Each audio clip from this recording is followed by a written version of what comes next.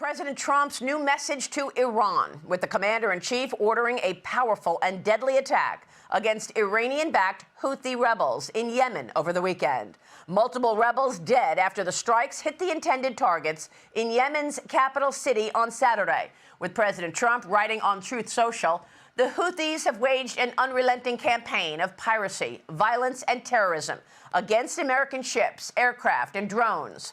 Your attacks must stop starting today. And if they don't, hell will rain down upon you like nothing you have ever seen before, writes the president. Trump also sending a direct message to Iran, warning the Iranians not to support terrorist proxies. The president following up after breaking news on this program last week that he sent a letter to the supreme leader of Iran asking to open up talks regarding Iran's nuclear ambitions.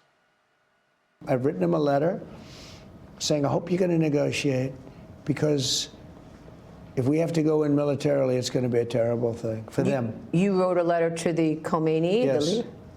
When did you send the letter? Yesterday. And you said you better negotiate, or we want you to negotiate? I didn't say you better. I said, Okay. I hope you're going to negotiate, because it's going to be a lot better for Iran. And I think they want to get that letter. The other alternative is we have to do something, because you can't let them have a nuclear weapon. Those comments sparking a response to the interview from Iran last weekend, with the supreme leader saying Iran would not be bullied, writing, the insistence of some bullying governments on negotiations is not aimed at resolving issues, but rather at asserting dominance and imposing their demands. The Islamic Republic of Iran will certainly not accept their demands, writes the Ayatollah Khomeini. Joining me now with more on the Yemeni attack, Iran, and the president's agenda is the nation's Secretary of Defense, Pete Hegseth.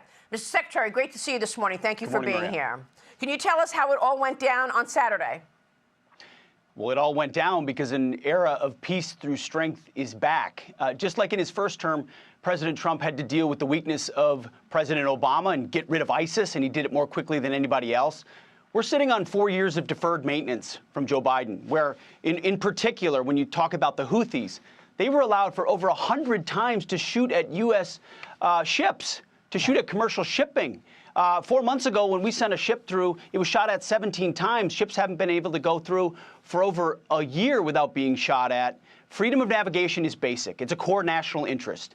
And President Trump has said, we will restore that, and we will be unrelenting. I want to be very clear. This campaign is about freedom of navigation and restoring deterrence. The minute the Houthis say, we'll stop shooting at your ships, we'll stop shooting at your drones, this campaign will end. But until then, it will be unrelenting. We got